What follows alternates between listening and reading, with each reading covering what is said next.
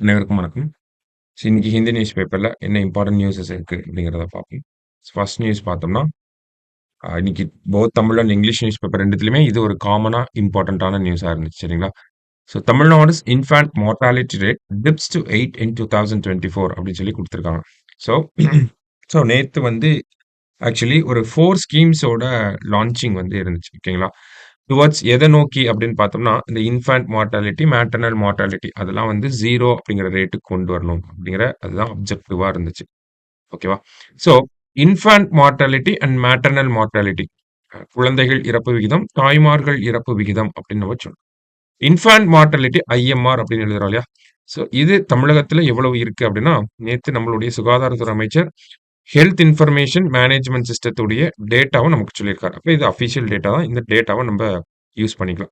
இப்ப ஐஎம்ஆர் எவ்வளவு இருக்கு அப்படின்னு பார்த்தோம்னா, நமக்கு 1000 குழந்தைகளுடைய பிறப்புக்கு 8 ஐஎம்ஆர் 8 அப்படிங்கிற ரேட்டுக்கு வந்துருச்சு. முன்னாடி 10ல இருந்துச்சு. இப்ப 8க்கு வந்துருச்சு. ஓகேவா?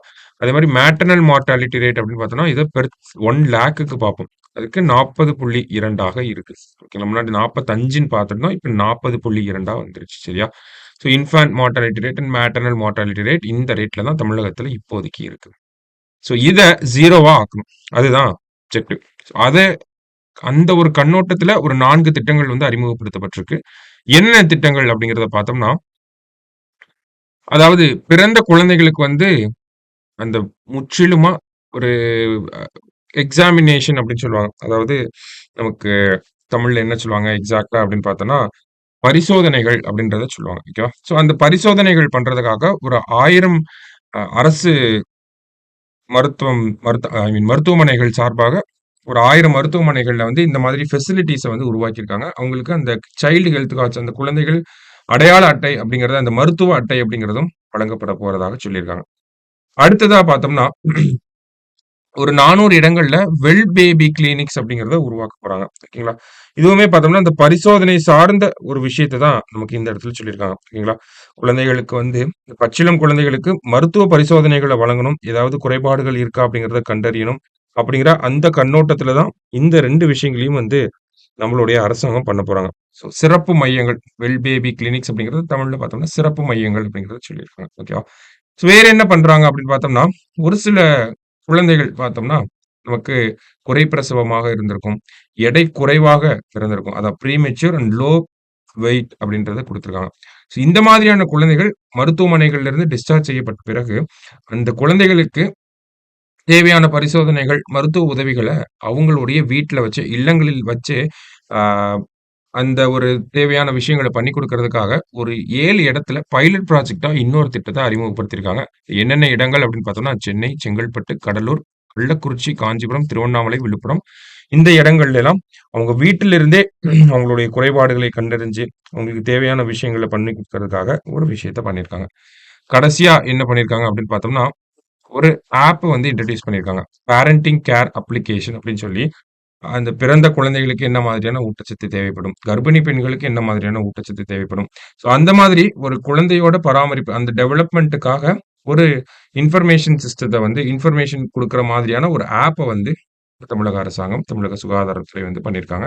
4 திட்டங்களுமே நமக்கு prelims and mains point of வியூலயுமே முக்கியம் தான். அப்படியே நம்ம எடுத்து எழுதி வச்சுக்கலாம். சரிங்களா? ஸோ இந்த ஆர்டிகிலே நமக்கு முக்கியமான ஆர்டிகில். கொஞ்சம் நல்லா நோட் பண்ணி வச்சுக்கோங்க. சரியா? ஸோ இதே அப்படியே தமிழ்ல தேவைப்பட்டுச்சுன்னா, தினமணி பேப்பர்ல அழகா குடுத்திருந்தாங்க. அங்கேயுமே எடுத்து பார்த்துக்கோங்க. சரியா? ஸோ முதல் செய்தியில இத பார்க்கணும். அடுத்ததா பார்க்குறப்ப, இப்படியே நம்ம ஒவ்வொரு நியூஸா பார்த்துட்டே வந்தோம்னா, இந்த இடத்துல Shompen of Nicobar prize their freedom above all அப்படின்னு சொல்லி குடுத்துருக்காங்க. ஸோ ஷாம்பன் அப்படிங்கிற பழங்குடியின குழுக்கள் நிக்கோபார் அப்படிங்கிற தீவுகள்ல இருக்காங்க. ஓகேவா? ஸோ அவங்கள பத்தி ஒரு சின்ன ஆர்டிகில் ஒரு விஷயத்த சொல்லியிருந்தாங்க. என்னன்னா, நமக்கு தேவையான விஷயங்கள மட்டும் இதிலிருந்து எடுத்துப்போம்.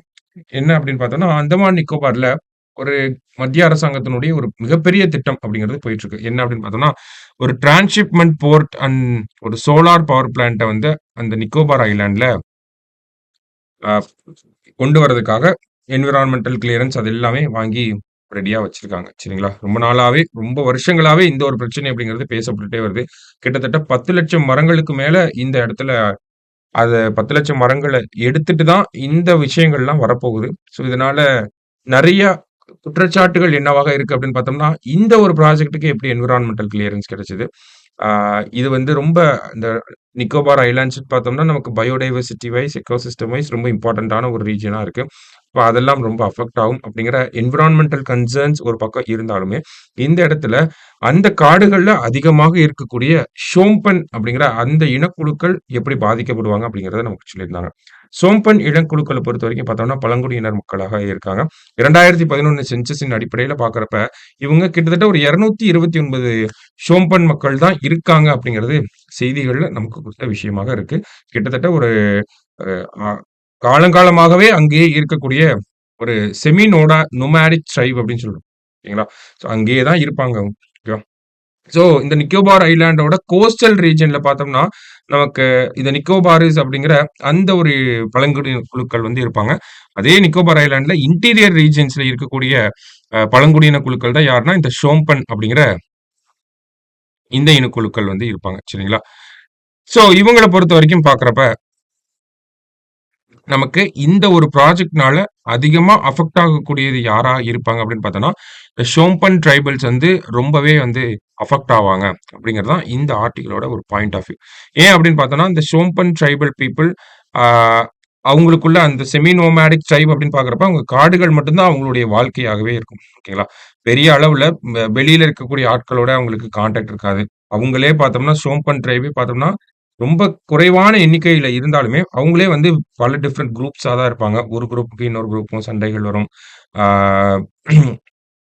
பெண்களுக்காக சண்டை வரும் அந்த இடத்துல. ஓகேங்களா? ஒரு குரூப்ல இருக்கக்கூடிய பெண்கள போய் கடத்திட்டு வர்றது. இன்னொரு குரூப்ல இருக்கக்கூடிய அவங்க போய் மறுபடியும் சண்டை போட்டுட்டு வர்றது. அந்த பெண்கள மீட்டுட்டு வர்றது. இந்த மாதிரி பெண்களுக்காக சண்டை வரும். பெண்கள்னால சண்டை இல்ல. பெண்களுக்காக சண்டை அப்படிங்கிறதெல்லாம் அந்த ஷோம்பன் ட்ரைப்ல வந்து இருக்கக்கூடிய விஷயங்கள் இந்த இடத்துல இதெல்லாம் சொல்லியிருப்பாங்க. சரிங்களா? ஸோ இந்த மாதிரி அவங்களோட வாழ்வாதாரம் அப்படிங்கிறது அஃபெக்ட் ஆகுறதுக்கு நெறைய வாய்ப்புகள் இருக்கு. இந்த ஒரு ப்ராஜெக்ட்னால அப்படிங்கிறத இந்த இடத்துல சொல்லியிருக்காங்க. ஓகேவா? ஸோ அது ட்ரூவான விஷயமும் கூட. ஓகேவா? ஸோ ஷோம்பன் ட்ரைபல்ஸ் அப்படின்னு பார்த்தோம்னா, நமக்கு இந்த பழங்குடியின இந்த இனங்கள்லாம் இருக்காங்க இல்லையா? அங்க அந்த அந்தமான் நிக்கோபார் ரீஜியன்ல அதிகமாவே இருக்காங்க. ஸோ அவங்களுக்கு தேவையான விஷயங்கள் மனிதர்கள் பார்த்தோம்னா, நார்மலா நம்ம இந்தியன்ஸ் எல்லாருமே பார்த்தோம்னா, அவங்களோட கான்டாக்ட்ட எஸ்டாப்ளிஷ் பண்ணணும் அப்படிங்கிறது ரொம்ப நாளா பண்ணிக்கிட்டு இருக்கக்கூடிய ஒரு விஷயம் தான். ஓகேங்களா? ஆனா, அவங்களுக்கு தேவை அப்படின்னா, அவங்களே வந்து கான்டாக்ட்ட எஸ்டாப்ளிஷ் பண்ணுவாங்க அப்படின்னு சொல்லி தான் இந்த ஆர்டிக்கிள் அழகா முடிச்சிருப்பாங்க. If they need us, they will reach out அப்படிங்கிறத சொல்லி முடிச்சிருப்பாங்க. ஓகேவா? இதை சார்ந்தே இந்த ஷோம்பன் இனக்குழுக்கள சார்ந்தே நம்ம இன்னொரு விஷயமும் தெரிஞ்சுக்கலாம். சமீபத்தில நடந்த 18வது லோக்சபா தேர்தல்ல ஒரு 7 ஷோம்பன் இன பழங்குடியினர்கள் வந்து வோட் போட்டிருந்தாங்க. ஓகேவா? ஸோ அப்ப இந்த ஒரு விஷயம் என்ன சொல்லுது அப்படின்னா, கொஞ்சம் கொஞ்சமா அவங்க இந்த சொசைட்டியோட இன்டகிரேட் ஆகுறாங்க அப்படிங்கிறதையும் நமக்கு எடுத்துக்காட்டுது. இருந்தாலும் அவங்களுடைய பிரதான வாழ்க்கை முறை அப்படிங்கிறது காடுகள்ல இருக்கனால, அந்த காடுகள நம்ம அழிக்க விடாம பார்த்துக்கணும் அப்படிங்கிற ஒரு கண்ணோட்டத்துல இவங்க சொல்லியிருக்காங்க. சரியா?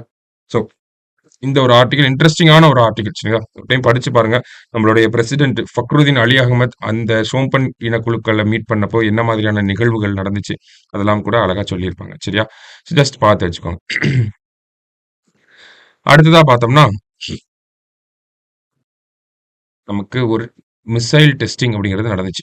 ஓகேங்களா? என்ன டெஸ்டிங் அப்படின்னா, வி-ஷோட் அப்படின்னு சொல்லக்கூடிய இந்த ஒரு 4த் generation very short range air defence system. ஓகேங்களா? ஒண்ணும் இல்ல. இது ஒரு ஏர் டிஃபென்ஸ் சிஸ்டம். வானத்திலே ஏதாவது ஒரு மிசைல் வருது அப்படிங்கிறப்ப, அந்த ஏர் டிஃபென்ஸ் சிஸ்டத்துல இருந்து இருக்கக்கூடிய மிசைல் வந்து டைரக்ட்டா அத இன்டர்செப்ட் பண்ணி அழிக்கக்கூடியது. ஓகேங்களா? ஸோ இந்த மாதிரியான ஒரு செட்டப்ப டெஸ்ட் பண்ணி பார்த்திருக்காங்க. எங்க அப்படின்னா, பொக்ரான் ராஜஸ்தான்ல இருக்கக்கூடிய இந்த பொக்ரான் ஃபீல்டுல வந்து டெஸ்ட் பண்ணி பார்த்திருக்காங்க. யார் இத உருவாக்கியிருக்காங்க? டெவலப்டு பை அப்படின்னு பார்த்தோம்னா, டிஆர்டிஓ இத பண்ணியிருக்காங்க. அதோட ஃபுல் ஃபார்ம் தான் இந்த இடத்துல நமக்கு சொல்லியிருக்காங்க. ஸோ டிஃபென்ஸ் ரிலேட்டடா இந்த ஒரு விஷயத்த நெறைய டெஸ்டிங் இந்த வருஷம் நடந்துட்டே இருக்கு. அக்னி 5 வந்துச்சு. அண்ட் தென் பார்த்தோம்னா, டார்பிடோ ஒண்ணு டெஸ்ட் பண்ணியிருந்தாங்க. அண்ட் தென் லைட் டேங்க்குகள் அப்படி பீரங்கிகள்னு சொல்றாங்க இல்லையா? ஸோ அது ஒண்ணு புதுசா டெஸ்ட் பண்ணியிருந்தாங்க. இப்போ வந்து ஒரு ஏர் டிஃபென்ஸ் சிஸ்டத்த வந்து டெஸ்ட் பண்ணியிருக்காங்க. இந்த வருஷத்துல இருந்த முக்கியமான டிஆர்டிஓ டெஸ்டிங்ஸ்னா இதெல்லாம் தான் நம்ம சொல்றோம். ஓகேங்களா? ஸோ இது ஒரு செட் ஆஃப் நியூஸா நமக்கு இருந்துச்சு. வேற என்ன இருக்கு அப்படின்னு பார்த்தோம்னா, ஒரு இன்ட்ரஸ்டிங்கான ஒரு தீர்ப்பு குடுத்திருந்தாங்க. டெல்லி ஹைகோர்ட்ல. ஓகேங்களா? அதாவது ஒரு நபர் ஒரு அன்மேரிட் பெர்சன் இருக்காரு. இந்த அன்மேரிட் பெர்சன் வந்து அவரோட ஸ்பெர்ம வந்து ஸ்டோர் பண்ணி வச்சிருக்காங்க. இந்த அன்மேரிட் பெர்சன் இப்ப இறந்துட்டாரு. அந்த ஸ்பெர்ம ஆக்சஸ் பண்றதுக்காக ஒரு உங்க ஃபேமிலிய சேர்ந்தவங்க வந்து கேஸ் போட்டிருக்காங்க. ஸோ அந்த ஸ்பெர்ம ஆக்சஸ் பண்றதுல எந்த ஒரு தப்பும் கிடையாது. அந்த ஸ்பெர்ம யூஸ் பண்ணி ஆ ஒரு குழந்தைய பெத்துக்கிறதுலயும் எந்த ஒரு தப்பும் கிடையாது. ஏன்னா, இந்தியாவுல அதற்கான சட்டங்கள் அப்படிங்கிறதே கிடையாது. ஸ்பெர்ம வந்து இறந்து போனதுக்கு அப்புறமா, இறந்து போனவங்களோட ஸ்பெர்ம யூஸ் பண்ணக்கூடாதுன்ற சட்டங்கள் கிடையாது. அதனால அத நீங்க யூஸ் பண்ணிக்கலாம் அப்படிங்கிறத இந்த ஒரு ஜட்ஜ்மெண்ட் சொல்லியிருந்தாங்க. So just a peculiar judgment இது. ஓகேங்களா? இந்தியாவுல இந்த மாதிரியான ஒரு ஜட்ஜ்மெண்ட்ஸ நம்ம இப்ப தான் பார்க்கணும். ஓகேங்களா? இந்த ஜட்ஜ்மெண்ட்ட வாசிக்கிறப்ப கூட நெறைய மேற்கோள்கள் காட்டியிருப்பாங்க. அதுவுமே பார்த்தோம்னா, வெளிநாட்டுல இருக்கக்கூடிய மேற்கோள்கள தான் அதிகமா காட்டியிருப்பாங்க. இந்தியாவுக்கு ஒரு புதுசான ஒரு ஜட்ஜ்மெண்ட். அதுதான் என்ன சொல்றாங்க, "no bar on fathering a child after death" அப்படின்னு சொல்றாங்க. ஓகேவா? ஸோ, அப்ப இந்த மாதிரியான விஷயங்கள நம்ம கொஞ்சம் ஜஸ்ட் தெரிஞ்சு வச்சுக்கணும். எக்ஸாம் பாயிண்ட் ஆஃப் வியூல ரிஃப்ளெக்ட் ஆகுதோ, ஆகலையோ அது வேற விஷயம். ஆனா, இதெல்லாம் நம்ம தெரிஞ்சு வச்சுக்க வேண்டிய விஷயம். என்ன அப்படின்னு பார்த்தோம்னா, கோர்ட்லயே அவங்க கேட்கறாங்க. "Is there any prohibition on posthumous reproduction under the existing law?" அப்படிங்கிறது தான் கேள்வி. ஓகேங்களா? இப்போதைய இருக்கக்கூடிய நடைமுறையில இருக்கக்கூடிய சட்டங்களின்படி பார்க்கிறப்ப, ஒரு நபர் இறந்து போனதுக்கு அப்புறமா அந்த ரீப்ரொடக்ஷன் அப்படிங்கிறது பண்றதுக்கு ஏதாவது தடைகள் இருக்கா அப்படின்னு கேட்டா, இல்ல அப்படிங்கிறது தான் பதிலாக இருக்கு. அப்படிங்கிறப்ப நாங்க இந்த ஒரு விஷயத்த தடை பண்ண முடியாது. அத அவங்க பண்ணிக்கலாம். அப்படிங்கிறத இந்த இடத்துல சொல்லியிருக்கோம். சரியா? ஸோ ஒரு பெக்குலியரான ஜட்ஜ்மெண்ட் ஜஸ்ட் அதனால நம்ம பார்க்கணும். சரியா? ஸோ மத்தபடி பார்த்தோம்னா, நமக்கு ஆன்டி மைக்ரோபியல் ரெசிஸ்டன்ஸ் பத்தி இந்த இடத்துல குடுத்துருக்காங்க. சயன்ஸ் அண்ட் டெக்னாலஜில நம்ம மெயின்ஸ் பாயிண்ட் ஆஃப் வியூல கொஸ்டின்ஸ் பார்த்துட்டு இருக்கோம் இல்லையா? ஸோ அத நம்ம தனியாவே பார்த்துருவோம். சரிங்களா? வேற என்ன இருக்கு அப்படின்னு பார்த்தோம்னா, ஆ அதான் ஸ்போர்ட்ஸ் பேஜ் போயாச்சு. ஸோ இம்பார்ட்டன்ட்டான விஷயங்கள் இதெல்லாம் தான். ஓகேங்களா? குறிப்பா அந்த தமிழகத்தில வந்த அந்த திட்டங்களின்படி கொஞ்சம் நல்லா பார்த்து வச்சுக்கோங்க. திட்டங்கள் சார்ந்து நமக்கு கேள்விகள் வரப்போ, ஹெல்த் ரிலேட்டடா, ஹெல்த் செக்டார் ரிலேட்டடா ஐஎம்ஆர், எம்எம்ஆர் வச்சு ஏதாவது கேள்விகள் கேட்டாங்கன்னா, சமீபத்தில வந்த திட்டங்கள நல்லா எழுதுனோம்னாலே போதும். சரிங்களா? ஸோ நல்லா பார்த்து வச்சுக்கோங்க. நாளைக்கு நியூஸ் பேப்பர் ரீடிங்ல மீட் பண்ணலாம். Thank you.